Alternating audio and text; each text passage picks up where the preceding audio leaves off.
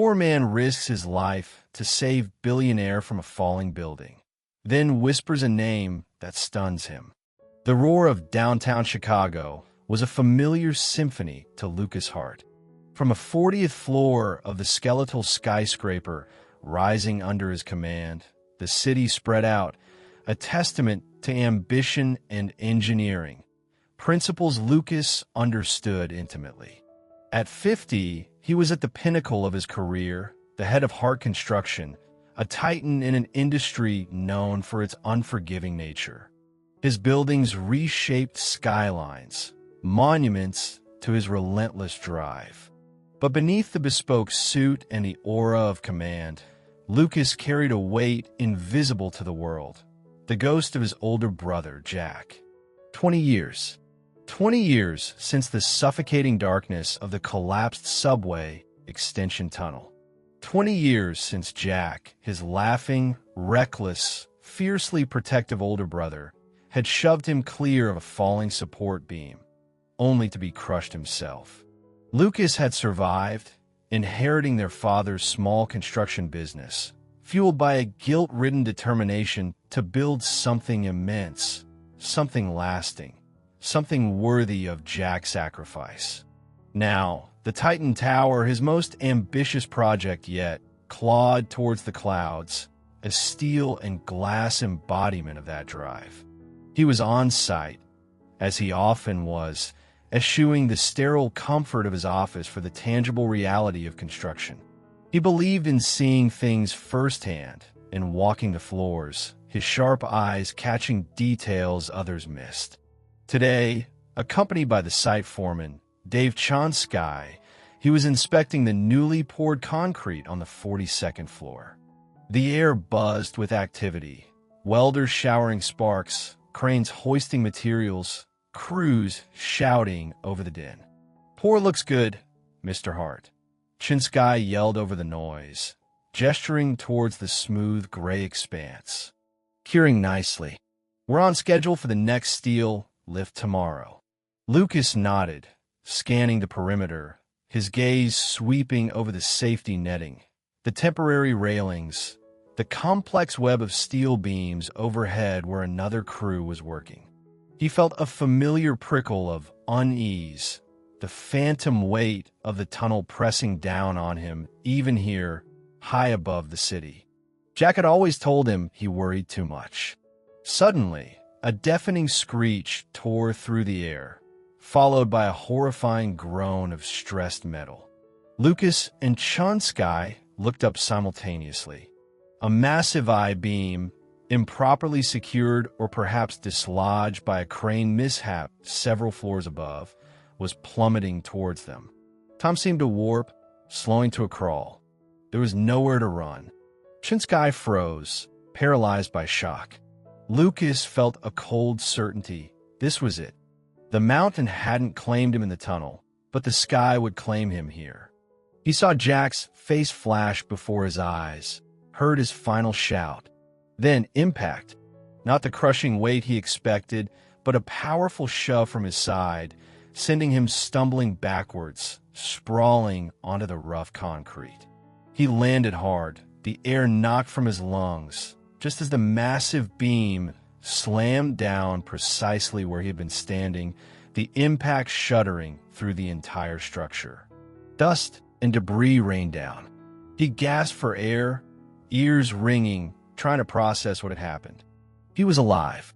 Someone had pushed him. He looked towards where he'd been standing. A figure lay partially buried under a cascade of smaller debris. Bricks, chunks of concrete, tangled wiring, dislodged by the beam's impact. It wasn't Chonsky, who was now scrambling back, eyes wide with terror. It was someone else. Someone in the faded blue overalls of the site's cleaning crew. Lucas scrambled to his feet, adrenaline surging past the pain in his bruised ribs. "Help me!" he yelled, already clawing at the debris covering the fallen man. Chonsky, snapping out of his shock, rushed to assist. The man was conscious, groaning, his face pale and smeared with dust. He looked older, maybe late 50s or early 60s, his frame wiry beneath the overalls. His arm was twisted at an unnatural angle, and blood seeped from a nasty gash on his forehead. He was clearly in agony, but alive. "Stay still," Lucas commanded, trying to assess the injuries, his mind racing. "We'll get you out. What's your name?" The man winced, his eyes fluttering. "Mike," he gasped, his voice thin and reedy. "Mike Riley." "Okay, Mike, just hang on," Lucas reassured him. Even as chaos erupted around them, shouts, alarms, the foreman barking orders into his radio for emergency response. Lucas focused solely on the man who had just saved his life, this anonymous janitor who had appeared from nowhere. Why? Why risk his life for the billionaire owner of the company? It made no sense. Dust swirled around them like malevolent spirits as Lucas and Chunsky worked frantically but carefully to free Mike Riley from the debris. The main beam lay nearby like a slain metal beast, a testament to the inches that had separated Lucas from oblivion.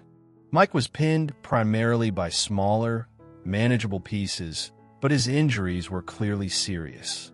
"Easy now, Mike," Lucas murmured, lifting a jagged piece of concrete away from the man's trapped leg. "Help's on the way." Mike gritted his teeth against the pain, his breaths coming in short, sharp gasps. His eyes, clouded with pain and shock, flickered towards Lucas. "You okay?" he managed to ask. Lucas stared at him, momentarily stunned. The man was possibly critically injured, yet he was asking if he was okay. "I'm fine, Mike. Thanks to you." "Why did you do that?" "You didn't even hesitate." Mike closed his eyes for a moment, a pained grimace tightening his features. When he opened them again, there was a strange look in them, resignation, perhaps, mingled with the pain. "Had to," he mumbled, his voice barely audible above the rising clamor of the site. "Owed him." "Owed who?" Lucas asked, leaning closer, straining to hear. "Who do you owe?" Mike's gaze seemed distant, unfocused. "Jack," he whispered, the name almost lost in the surrounding noise. "Always told me, look out for his kid, brother. Gotta protect Lucas." The name hit Lucas like a physical blow. "Jack, protect Lucas." He froze, the piece of debris in his hand suddenly feeling impossibly heavy. His blood ran cold. It couldn't be. He must have misheard. Dust shocked the ringing in his ears. "What did you say?" Lucas demanded, his voice sharp, grabbing Mike's cleaner shoulder gently. "What did you say about Jack?" Mike flinched slightly, his focus returning momentarily to Lucas's intense face. He seemed confused, perhaps regretting his words, or maybe just disoriented by the pain. "Nothing. Doesn't matter." "It matters," Lucas insisted, desperation clawing at him. "Tell me, how do you know Jack?" "Jack Hart." Mike looked away, staring up at the web of steel far overhead. He sighed a ragged sound. "Yeah, Jack Hart. Knew him long time ago. Best friend a guy could have." He winced as another wave of pain washed over him. "He asked me, if anything ever happened to him, keep an eye on you. Make sure you stayed out of trouble." Disbelief warred with a staggering, impossible hope within Lucas. Jack had died 20 years ago. This man, Mike, claimed to have known him, claimed Jack had asked him to watch over Lucas. It sounded insane. A hallucination born of trauma. "Jack died," Lucas stated flatly, testing the man, searching his eyes for any sign of deception. 20 years ago, in a tunnel collapse. Mike nodded slowly, grimacing again. "Yeah, heard about it. Terrible thing." His eyes met Lucas's, and this time they were clear, filled with an old sadness. "He asked me before that. Way before. Back when we worked the old Red Mountain copper mine together. Dangerous work. Guess Jack had a feeling maybe. Always worried about you, even then. Mamie Promise. The Red Mountain Mine. Lucas vaguely remembered Jack working there briefly before their father's company got the subway contract. It was notoriously dangerous work. A promise made back then, kept for over 20 years. Paramedics arrived then, pushing through the gathering crowd of workers, their movements efficient, professional. They took over, assessing Mike, stabilizing his arm and leg, carefully immobilizing his neck. Lucas stepped back, his mind reeling, watching them work. He looked at Mike Riley, this quiet, unassuming janitor. The faded overalls, the lines etched deep around his eyes and mouth speaking of a hard life, the calloused hands. Could this man really be the keeper of a 20-year-old promise from his dead brother? Could he have been watching over Lucas silently from the shadows all this time? The idea was so outlandish, yet Mike's words, his pained sincerity, the sheer selfless bravery of his actions moments ago, it resonated with a truth Lucas couldn't deny. As the paramedics carefully lifted Mike onto a backboard, Lucas made a decision. He wasn't letting this man out of his sight. "I'm riding with him," Lucas told the lead paramedic, his voice regaining its familiar tone of command. He turned to Chinsky. "Dave, secure this area completely. Full incident report. Cooperate with OSHA. I want answers about that beam." But first, he locked eyes with his foreman. "Find out everything you can about Mike Riley. Employment records, start date, everything." He then climbed into the back of the ambulance beside the man who might hold the missing pieces of his past, the man who had just saved his future. The doors closed, shutting out the chaos of the construction site, leaving Lucas alone with the injured janitor and the ghost of his brother Jack, suddenly more present and powerful than ever before. The ambulance siren wailed, cutting a path through the dense city traffic. Inside, the atmosphere was tense. Paramedics worked efficiently around Mike, monitoring his vitals, adjusting the drip. Lucas sat rigidly on the bench seat, his gaze fixed on the injured man. Mike drifted in and out of consciousness, occasionally groaning, his face pale beneath the grime and the blood being gently cleaned away by a paramedic. Lucas's mind raced, trying to piece together the fragments Mike had offered. Jack's friend from the Red Mountain Mine, a promise made decades ago. Keep an eye on Lucas. It seemed incredible, almost mythical. Why hadn't Mike ever approached him? Why the silence? During a moment of lucidity, Mike's eyes fluttered open and found Lucas watching him. A flicker of awareness, perhaps embarrassment, crossed his face. "Didn't mean to cause a fuss," Mike mumbled, his voice weak. "A fuss." Lucas leaned forward, keeping his voice low but intense. "Mike, you saved my life. You nearly got yourself killed. That's more than a fuss. We need to talk. About Jack." Mike seemed hesitant, looking away. "Nothing much to tell. Jack. Good man. Best friend I ever had. Looked out for me back at the mine. And he asked you to look out for me." Lucas pressed gently. Mike nodded slightly, wincing as the movement jarred him. "Yeah, just before he left Red Mountain to work for your dad. We were having a beer. He was excited about the new job, working with family. But he said he's still worried about you. Said you were smart, ambitious, but sometimes you didn't see the dangers right in front of you." Mike offered a weak, wry smile. "Guess he was right about that. Why didn't you ever tell me?" Lucas asked, the question burning inside him. "All these years, why stay hidden?" Mike sighed, a shallow, painful sound. "Wasn't my place," he said simply. "Jack asked me to watch out for you, not to barge into your life. You were building this empire." He gestured vaguely with his uninjured hand. "Living in a different world. What was I going to do? Show up on your doorstep? 'Hi, I'm Mike, your dad's janitor. Your dead brother asked me to stalk you.' Nah, didn't seem right." He paused, gathering his breath. "So I just kept track. Got jobs where I could be nearby. cleaning crews, maintenance gigs, mostly on your company's properties or the buildings around. Easy enough to stay invisible. Just kept an eye out. Made sure things looked safe, you know? Never saw anything really bad till today. Mostly just watched you get richer. There was no bitterness in his voice, only resigned acceptance. Felt like I was keeping my word to Jack. That's all.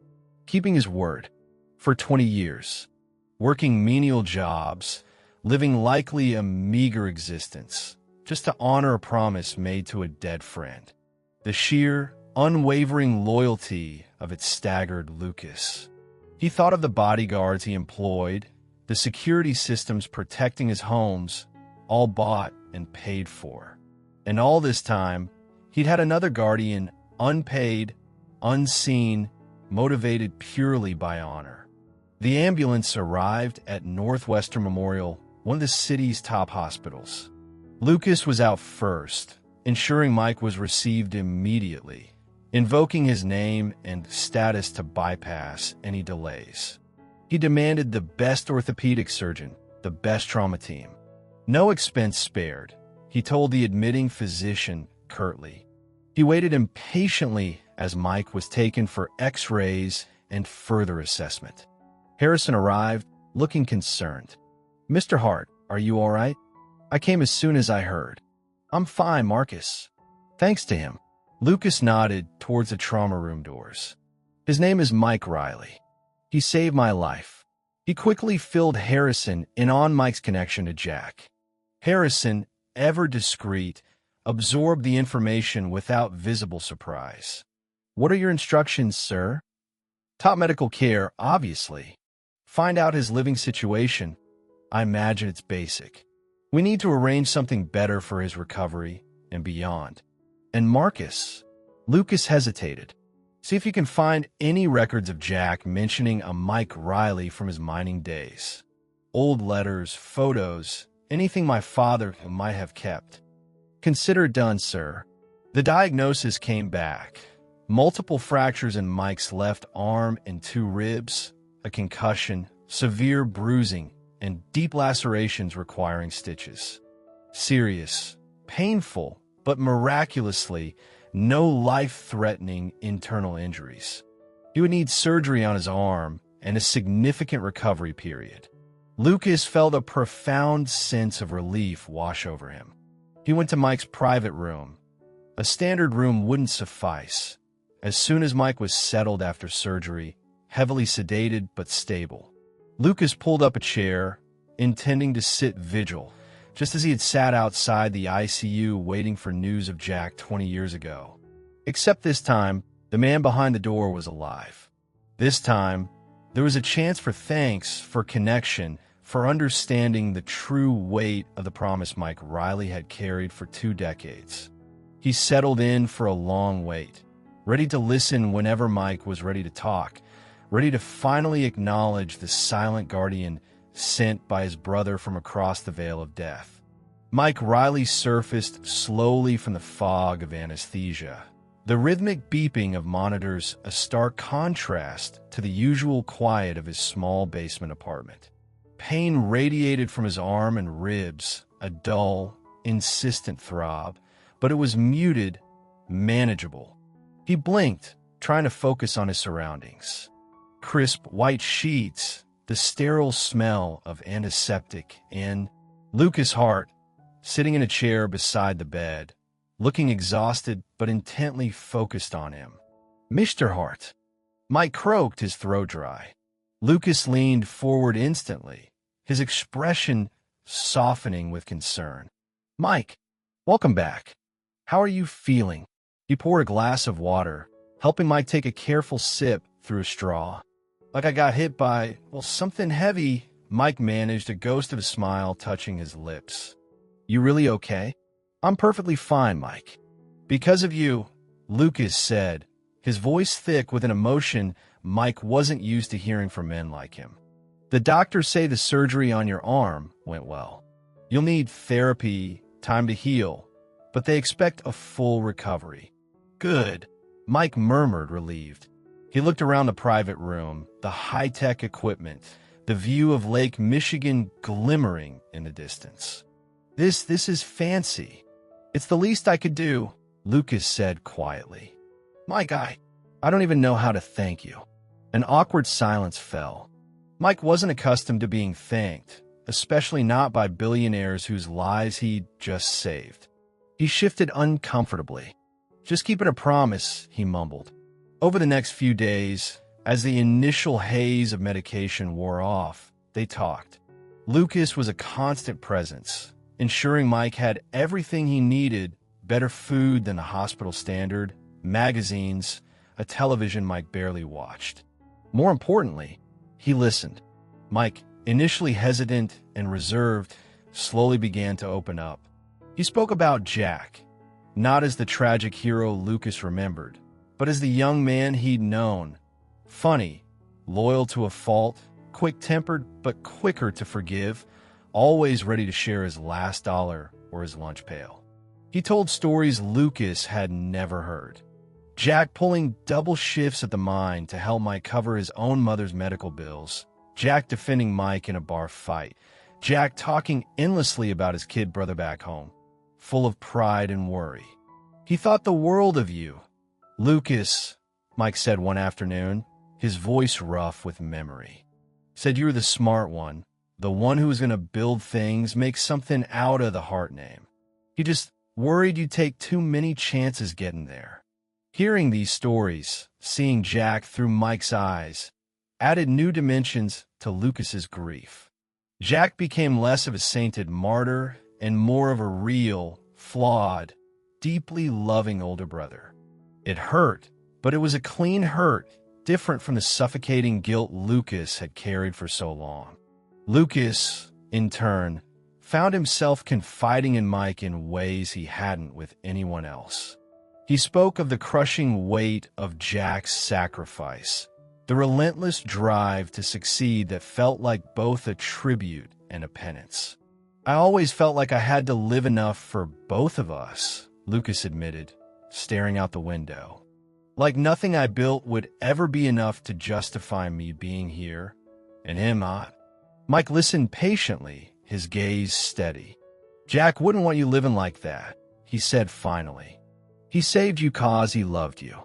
Simple as that. He wanted you to be happy, not just successful. He wouldn't want his memory being a burden. The simple wisdom in Mike's words struck Lucas.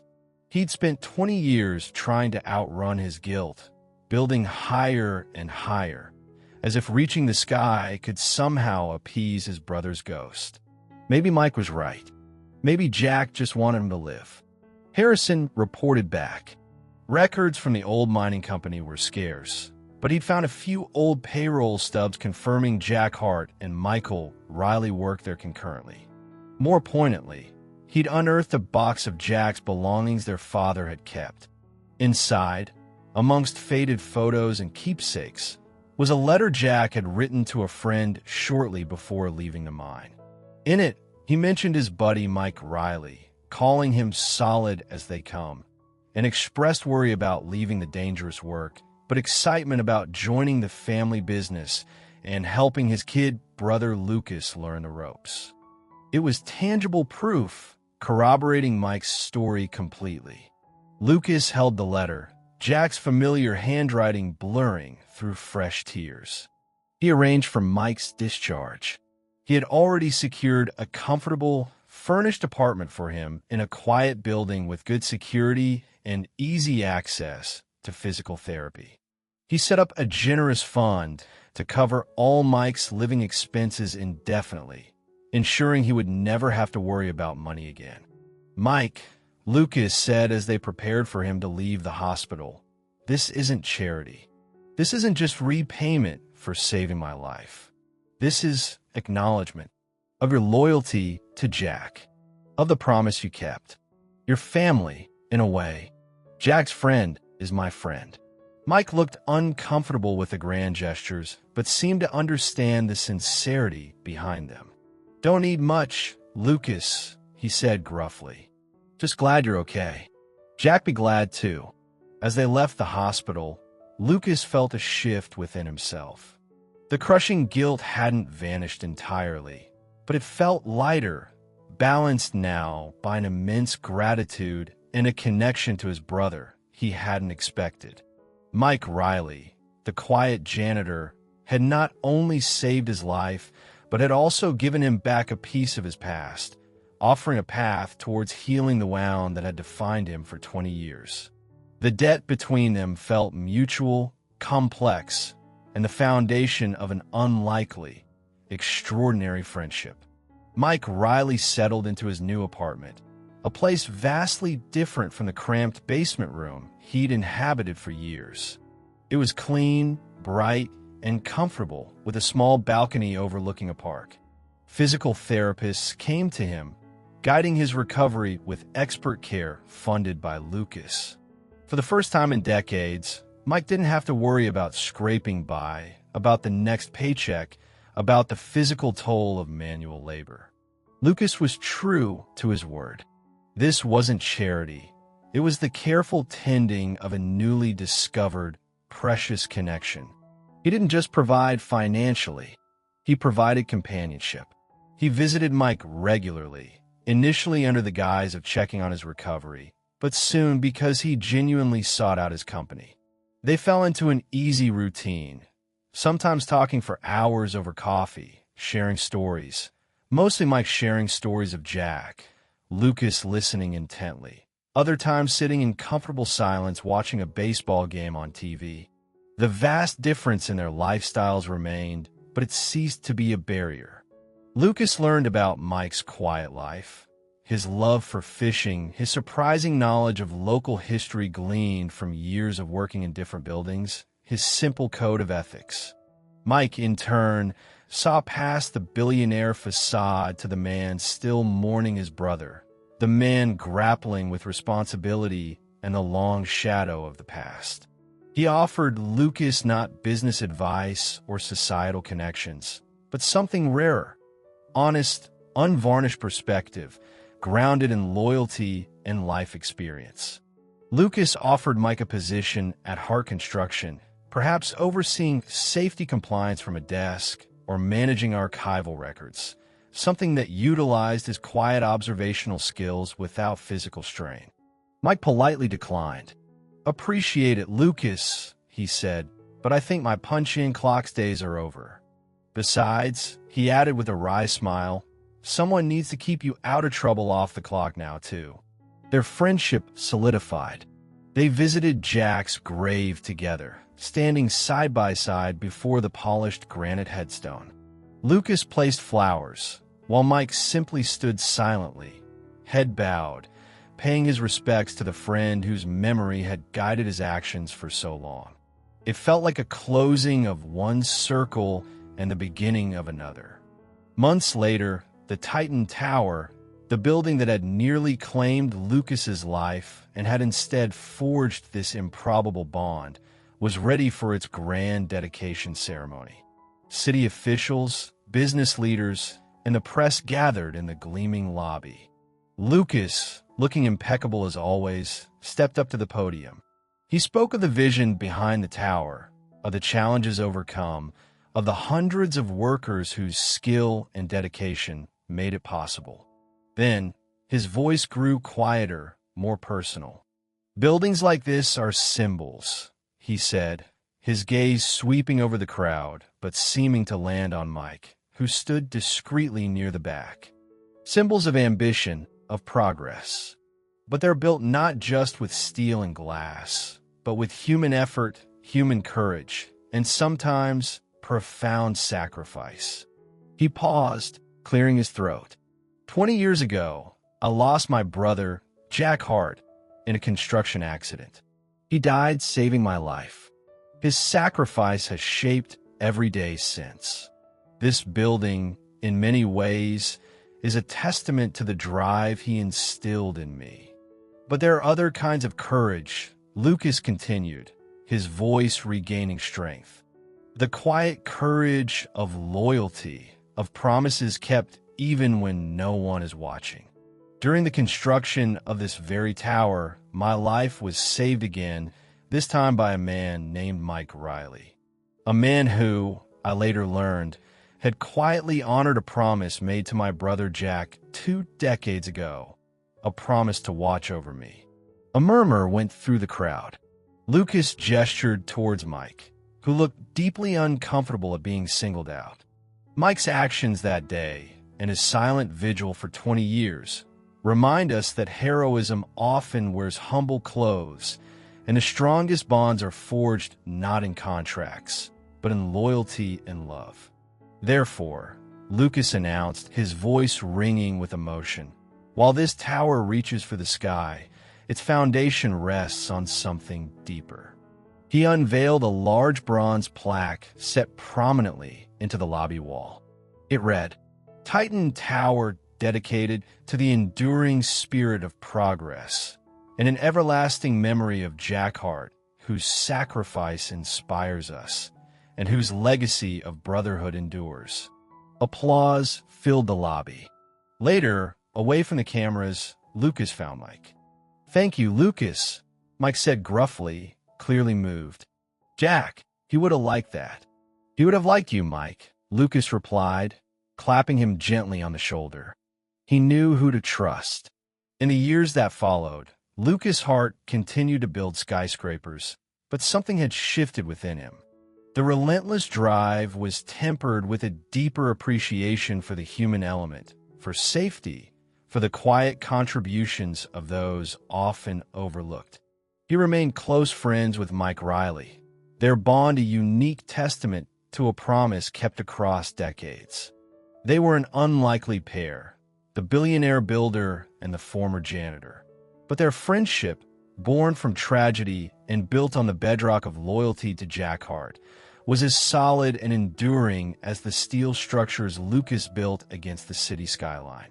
The ghost of the past no longer just haunted Lucas. It walked beside him in the quiet company of the man who had kept his brother's final promise.